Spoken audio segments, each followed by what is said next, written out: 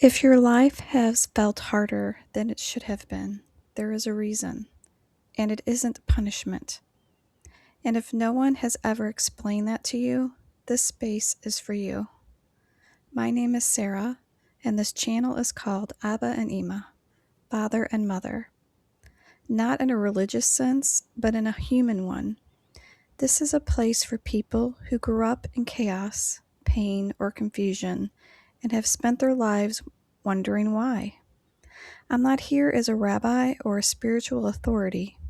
I'm here as someone who found language, clarity, and healing through the wisdom of Kabbalah, especially when life didn't make sense.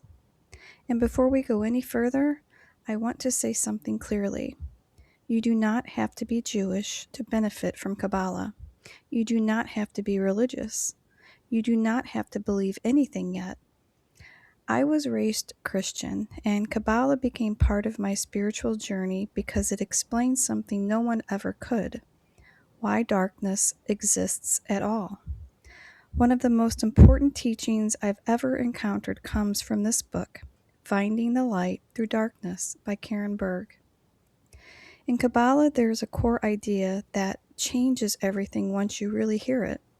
The soul descends before it rises. Darkness is not a mistake. It is not random, and it is not proof that something is wrong with you. Kabbalah teaches that the soul does not come into this world to be comfortable. It comes to grow, to expand, and to reveal light. But light can only be revealed where darkness exists. That means many of the experiences that break us open, fear, loss, trauma, confusion, are not there to destroy us. They are there because the soul knows there is something greater on the other side. This does not mean pain is good.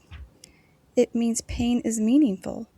Think about the people you know who carry the deepest compassion, the ones who can really hold others. Very rarely are these people the ones who had easy lives. Kabbalah doesn't explain this as coincidence. It explains it as design. The descent comes first, not because you are weak, but because your soul is capable. This channel exists to explore these ideas slowly and honestly. We'll talk about fear, relationships, healing, purpose, and spiritual transformation, not in a preachy way and not in a perfect way, but in a human way. Sometimes we'll study books like this one. Sometimes we'll sit with a single idea. And sometimes we'll just remind ourselves that we're not broken.